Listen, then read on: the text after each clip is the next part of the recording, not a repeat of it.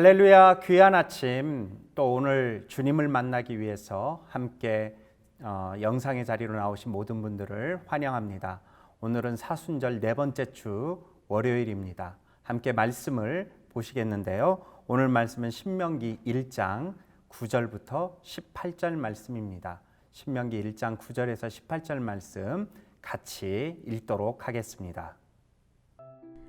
그때 내가 너희에게 말했다. 나 혼자서는 너희를 감당할 수 없다. 너희 하나님 여호와께서 너희 수를 늘리셔서 너희는 오늘 하늘의 별들만큼 그 수가 많아졌다. 너희 조상들의 하나님 여호와께서 너희를 1000배나 늘려주시고 그분이 약속하신 복을 주시기를 빈다. 그러나 내가 어떻게 너희의 괴로움과 너희의 짐들과 너희가 다투는 것을 혼자 다 감당할 수 있겠느냐. 현명하고 통찰력 있고 존경할 만한 사람들을 너희 각 지파에서 뽑으라. 그러면 내가 그들로 너희를 다스리게 할 것이다. 너희가 내게 대답했다. 당신 생각이 옳습니다. 그리하여 내가 너희 지파에서 현명하고 존경할 만한 지도자들을 데려다가 너희를 다스릴 우두머리로 세웠다. 천부장들, 백부장들, 50부장들, 10부장들과 지파의 지도자로 삼은 것이다. 내가 그때 너희 재판장들에게 명령해 이스라엘 백성들 사이에 있는 사건이든 이스라엘 사람과 이방 사람 사이의 사건이든 너희 형제들 사이의 분쟁을 잘 듣고 공정하게 심판하고 편파적으로 하지 말고 낮은 사람이든 높은 사람이든 똑같이 대하며 너무 어려운 일이거든 내게 가져와 듣게 하라고 했다. 그때 내가 너희가 해야 할 모든 것을 말해 주었다. 어제는 주일이었지 않습니까? 그런데 어제 주일부터 저희는 신명기 말씀을 다시 묵상하기 시작했습니다. 이 신명기 말씀을 우리가 깊게 볼 때에 이 신명기의 이름을 먼저 알아야 됩니다. 이 신이 지킬 신이나 믿을 신 또는 이렇게 새로운 것을 나타내는 것이 아니라 다시 되돌릴 신으로서 다시 한번 율법을 반복하는 그런 내용이 담겨 있습니다. 바로 모세가 이제 하나님의 부름을 받기 직전에 한 번도 이집트를 경험하지 못했던 새로운 세대에게 하나님의 율법을 다시 한번 설명하고 다시 한번 도전하면서 그러면서 말씀이 시작됩니다. 특별히 어제 말씀이지만 신명기 1장 8절 말씀을 보면 이렇게 기록되어 있습니다. 보라, 내가 너희에게 이 땅을 주었다. 들어가서 여호와께서 맹세하시며 너희 조상들 곧 아브라함과 이삭과 야곱에게 또 그들 뒤에 계속될 후손들에게 주겠다고 하신 그 땅을 차지하라. 모세가 하고 싶었던 이야기의 핵심은 바로 하나님의 약속을 쫓아서 살아가는 백성이 되기를 원했던 것이죠. 그래서 어제 묵상했던 말씀에 이어서 오늘 말씀에 보면 9절에서 11절까지는 축복을 선언합니다. 하나님이 이렇게 축복을 주셨다는 겁니다. 그런데 이런 축복을 가지고 가나안 땅에 들어가야 되는데 이 가나안 땅에 들어가는데 몇 가지 중요한 이야기를 반복해 주고 있습니다. 먼저 12절 말씀 같이 한번 읽어보겠습니다. 그러나 내가 어떻게 너희의 괴로움과 너희의 짐들과 너희가 다투는 것을 혼자 다 감당할 수 있겠느냐. 사실 11절까지는 모세가 축복에 대해서 설명을 했는데 갑자기 12절에 오니까 자기 혼자 감당할 수 없어서 리더들을 세웠다라는 이야기를 하고 있습니다.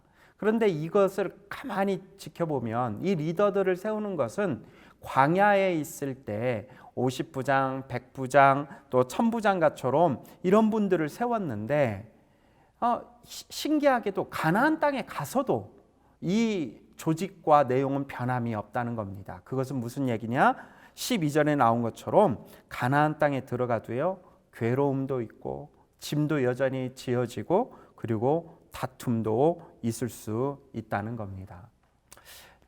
아까도 제가 얘기했지만 지금 이 모세의 이야기를 듣는 세대들은 한 번도 이집트를 경험하지 못하고 광야에서 태어나서 광야에서 자란 백성들입니다. 이들에게는 가나안을 수도 없이 들었을 것 같아요. 가나안 땅이 젖과 꿀이 흐르는 땅이라고 들었을 것 같아요. 그래서 가나안에 대해서 자신들만이 갖고 있는 어떤 기대가 있었을 것 같아요. 그런데 그 기대에 모세가 뭐라고 그러냐면 가나안에 가도 괴로움도 있어, 짐도 있어, 다투는 것도 있어.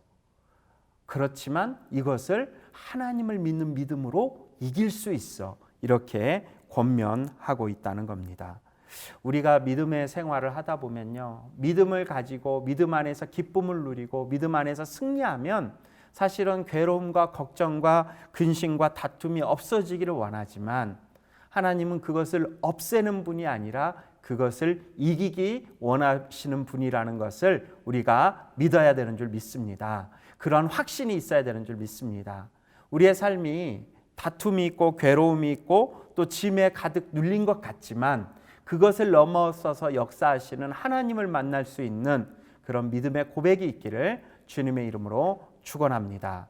그리고 나서 모세는 이러한 것들이 있을 때 존경하고 현명할 지도자들을 세울 텐데 그들이 10부장, 50부장, 100부장, 1000부장이라고 15절에 말합니다. 그런데 그때 이스라엘 백성들이 지켜야 될 원리를 16절, 17절 말씀에서 우리에게 이야기하고 있습니다. 같이 한번 읽어보겠습니다.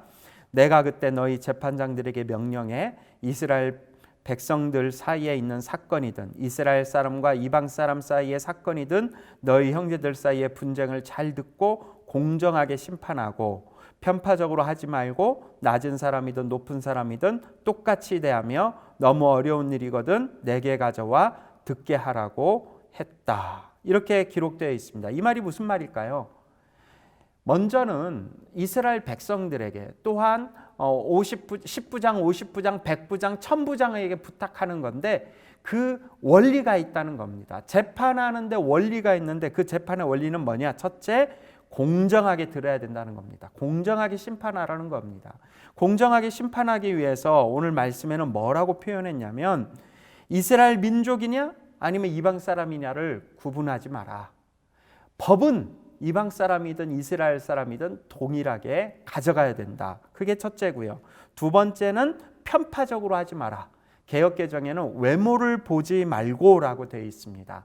사람이 갖고 있는 겉모습, 사람이 갖고 있는 첫인상에 너의 판단과 너의 생각을 집중하지 말라는 겁니다. 그리고 17절 계속 읽어보면 낮은 사람이든 높은 사람이든 똑같이 대하라고 이야기하고 있습니다. 낮은 사람이든 높은 사람이든 직책이든 그가 맡은 일이든 그것과 상관없이 똑같이 대하라고 권면합니다. 사실 이것은 50부장, 10부장, 100부장, 1000부장처럼 리더들에게만 한 얘기가 아닙니다.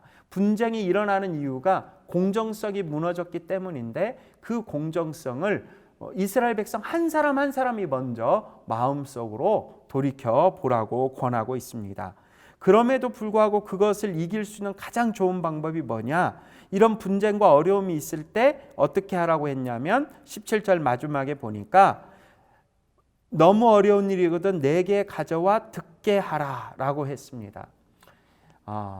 모세가 첫 번째 이 어려운 일들을 만났을 때 했던 방법이 뭐냐면 잘 듣는 것이었습니다. 사람들은 조금 듣고요 많은 말을 하죠. 그런데 모세는 그것을 이야기하지 않고 잘 들으라고 이야기합니다. 우리의 삶은요 말에서 해결되는 게 아닙니다. 들음으로 해결됩니다. 오늘도 우리가 말씀을 듣고 오늘도 우리가 말씀 속에서 묵상하고 오늘도 우리가 말씀을 어떻게 적용할 것인가 고민하는 것은 사실 잘 듣기 위해서지요. 여러분, 귀한 성도 여러분, 오늘은 어떻습니까? 오늘 우리에게 주신 말씀 속에서 나는 무엇을 들으려고 작정하였습니까? 그 들음이 내 삶에 하나님의 음성으로 들리고 그 들음이 내 삶에 하나님의 역사심으로 드러날 때 그때 우리는 바울이 말하는 잘 들음으로써 일을 해결하는 그러한 지혜로운 사람, 하나님의 뜻에 살아가는 사람이 될 것입니다. 오늘 하루 한 주간을 시작하는 첫 월요일입니다. 여러 가지 상황과 형편이 다 다르겠지만 하나님의 말씀을 잘 들어서 그 말씀 가운데 승리할 수 있는 그런 믿음의 귀한 뉴저지 온누리교회 모든 성도들이 되시기를 주님의 이름으로 축원합니다. 기도하겠습니다. 사랑의 하나님, 감사합니다. 오늘부터 신명기 말씀을 저희가 직접 묵상합니다.